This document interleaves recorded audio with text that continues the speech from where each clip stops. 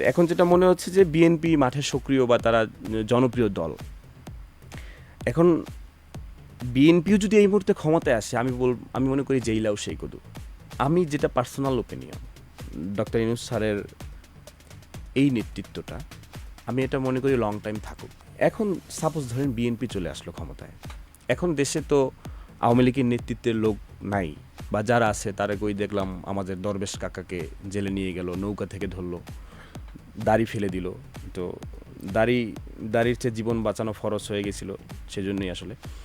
তো তখন কে যেন আবার হচ্ছে গিয়ে ডিমও মারলো পুলিশ, মানে অনেকগুলো পুলিশ। সে আসলে ক্রিকেট হয়তো ভালো খেলে, যে ডিম উনি আসলে থ্রো হয়তো ভালো করতো, যে এতগুলো পুলিশের মধ্যে থেকেও আসলে ডিম ছুঁড়ে মারলো, ওনার গায়েই পড়লো, কোনো পুলিশের গায়ে পড়লো না। আমি মনে করি বাংলাদেশ ক্রিকেট দলে তাকে সুযোগ দেওয়া উচিত।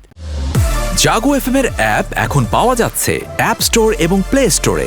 আমি যেটা পার্সোনাল ওপিনিয়ন, ডক্টর ইউনূস স্যারের এই নেতৃত্বটা আমি এটা মনে করি লং টাইম থাকুক। এটা কেন আমি চাই? এখন সাপোজ ধরেন বিএনপি চলে আসলো ক্ষমতায়, এখন দেশে তো আওয়ামী লীগের নেতৃত্বের লোক নাই, বা যারা আছে তারা কই দেখলাম আমাদের দরবেশ কাকাকে জেলে নিয়ে গেল, নৌকা থেকে ধরলো, দাড়ি ফেলে দিল। তো দাড়ির চেয়ে জীবন বাঁচানো ফরজ হয়ে গেছিলো, সেজন্যই আসলে। তো তখন কে যেন আবার হচ্ছে গিয়ে ডিমও মারলো পুলিশ, মানে অনেকগুলো পুলিশ। সে আসলে ক্রিকেট হয়তো ভালো খেলে, যে ডিম উনি আসলে থ্রো হয়তো ভালো করতো, যে এতগুলো পুলিশের মধ্যে থেকেও আসলে ডিম ছুঁড়ে মারলো, ওনার গায়েই পড়লো, কোনো পুলিশের গায়ে পড়লো না। আমি মনে করি বাংলাদেশ ক্রিকেট দলে তাকে সুযোগ দেওয়া উচিত। তো আমার কাছে যেটা মনে হয় যে এখন বাংলাদেশে আওয়ামী লীগের তো নেতাকর্মী নেই, বা যারা আছে তাদের লাখ লাখ হাজার কোটি টাকার বিনিময়ে ধরা হচ্ছে, বিনিময় বলতে আর কি এই অনিয়মের জন্য। তো এখন যেটা মনে হচ্ছে যে বিএনপি মাঠে সক্রিয় বা তারা জনপ্রিয় দল। এখন বিএনপিও যদি এই মুহূর্তে ক্ষমতায় আসে, আমি মনে করি জেইলাও সেই কদু।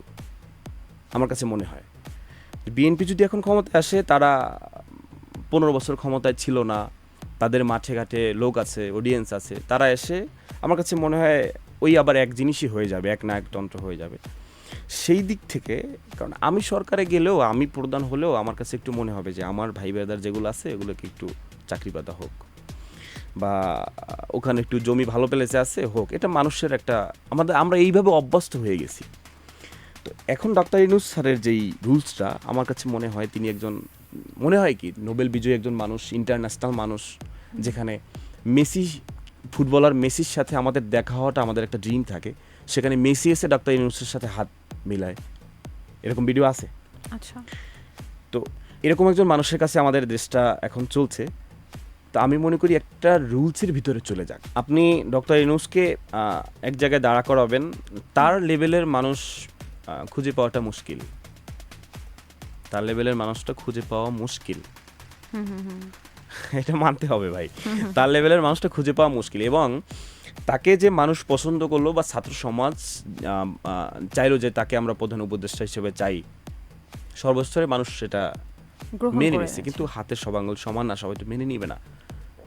তো সেই দিক থেকে মনে হয় তিনি যোগ্য মানুষ, এবং তার কাছে দেশ থাকলে, বা এইভাবে যদি দেশটা কন্টিনিউ করা যায় আরও কিছু বছর, আমরা একটা রুলসের ভিতরে যদি চলে আসি, স্টুডেন্টরা যখন ট্রাফিক স্টুডেন্ট করলো, তখন রিক্সা এক লাইনে, মাইক্রো এক লাইনে, এবং হচ্ছে গিয়া সর্বস্তরে যে বিচারপতির পদত্যাগের ওই সময় আন্দোলনে ছিলাম। সো আমি মনে করি যেটা, যে দেশটা যদি একটা সিস্টেমে চলে আসে, জাগো ফেমে আমি আসলাম, আমি সরাসরি দেয়াল না ভেঙে আমাকে সিস্টেম অনুযায়ী প্রথম গেট ওপেন করে, তারপর একটা দরজা খুলে, এবারে তো এটা জাগো ফেমের রুলস। এখন এই রুলসটা যদি হয়, আমি আসলাম দৌড়ে ঢুকে গেলাম, তাহলে এটা তো অনিয়ম। আমাকে তো আবার কেউ যদি রুমে থাকে, তার শো শেষ হলে তারপর আমাকে আসতে, এটা তো রুলস একটা। তো এই রুলসটা হয়ে গেলে কিন্তু যেই আসুক না কেন, আপনি যতই তারা থাকুক না কেন, আপনি যত বিগেস্ট সুপারস্টার হন না কেন, আপনি যত ফ্যান বেসওয়ালা মানুষ হন না কেন, আপনাকে রুলস মেনে আপনি ওয়েটিং রুমে অপেক্ষা করেন, চা খান, পানি খান, যিনি শো করতেছে তারটা শেষ হয়, তারপরে আসেন।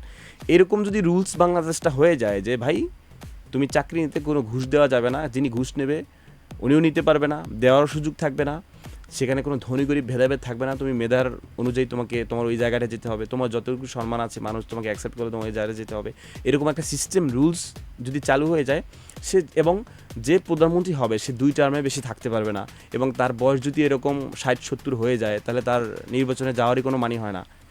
এরকম যদি সিস্টেমে হয় যে আমি ধরেন এমপি, আমি মানে 60-70 হলে নির্বাচনে যাওয়ার কোনো মানেই থাকে না, বুঝলাম না। আমি বলতে চাচ্ছি যে আপনার বয়স যদি ধরেন এখন 70-80 হয়ে গেল,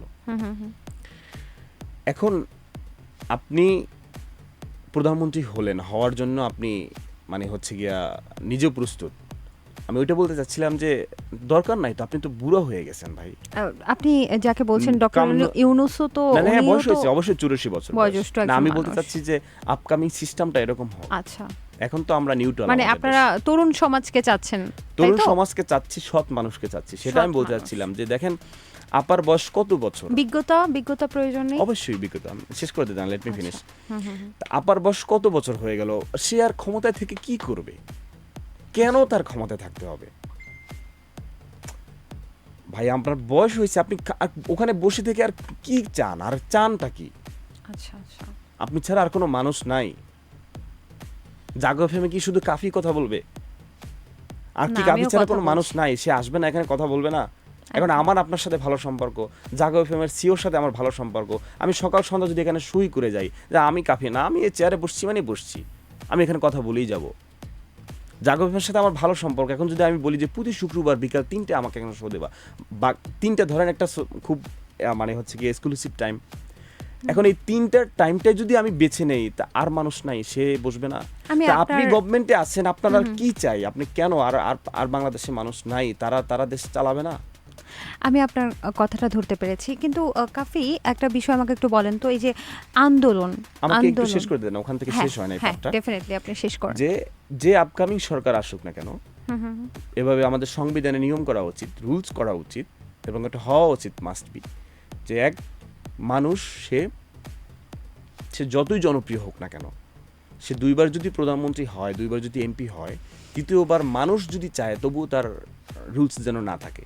কারণ আমি পয়েন্টে পয়েন্টে ধরাই দিই, আমি প্রধানমন্ত্রী হলাম, এখন আমি যদি মনে করি যে আমি আরও 2 টার্ম থাকতে পারবো, তখন কিন্তু আমার ভিতরে একটা সাহস শক্তি বেশি থাকবে, এবং আমার যে নেতা পেতা থাকবে, আমার যে পুলিশ প্রশাসন থাকবে, শক্তি বেড়েছে। তারা কিন্তু মনে করবে ভাই তো আরও 2 টার্ম আছে। যখন পুলিশ নেতাকর্মীরা জানতে পারবে যে কাফি আগামী পর্বের পর আর দাঁড়াতেই পারবে না, তখন কিন্তু অন্যায় অনিয়ম করতে পারবে না, কারণ তখন ভাই নাই, কিভাবে করবে? ভাই দাঁড়াতে পারবে না। এইটা যখনই আমার কনফিডেন্স থাকবে, রুলসে থাকবে যে আমি আরও 3 টার্ম হচ্ছি, তখন কিন্তু সবাই সাহস পাবে, তখন কিন্তু কাউকে পরোয়া করবে না। তো এই জন্য আমি এইটা চাই, এই রুলস হোক যে 2 টার্মের বেশি আপনি হতে পারবেন না, নতুন কেউ আসুক, তাহলে আর অন্যায় অনিয়ম করার এই হেডামটা থাকবে না। এবং যেই দেখবেন এমপি থাকলে ওই এলাকার এই যে পুলিশ প্রশাসন বলেন, তাদের একটা মানে ইয়া থাকে, বা তাদেরকে হুকুম করারও ওই এমপি সুযোগ পায়। যদি ধরেন পুলিশকে আমি হুকুম করলাম, ওসিকে, যে ওখান থেকে সব তুমি শেষ করে দাও, ওই ওসি, ওই থানার পুলিশ, সেও জানবে যে ভাই তো 2 বছর পর থাকবে না, সুতরাং আমি এর আইনটা মাইনা 2 বছর পর আমি কট খাওয়ার তো কোনো মানি হয় না। তখন পুলিশও অ্যাগেনিস্টে কথা বলবে, তখন পুলিশও সাদাকে সাদা কালোকে কালো বলবে যে ভাই আপনি যেটা বলছেন সেটা আমি পারবো না, আমার পুলিশের রুলসে যেটা আছে, আমার বাঙালির জন্য যেই রুলস আছে, আমার দেশের মানুষের ভালোর জন্য যেই রুলস আছে, আমি সেটাই করবো। আপনি সেটাই এমপি মেনে না চলতে মন্ত্রী, হবে। ডাজেন্ট ম্যাটার, ওটা আমার দেখার একদমই। বিষয় না।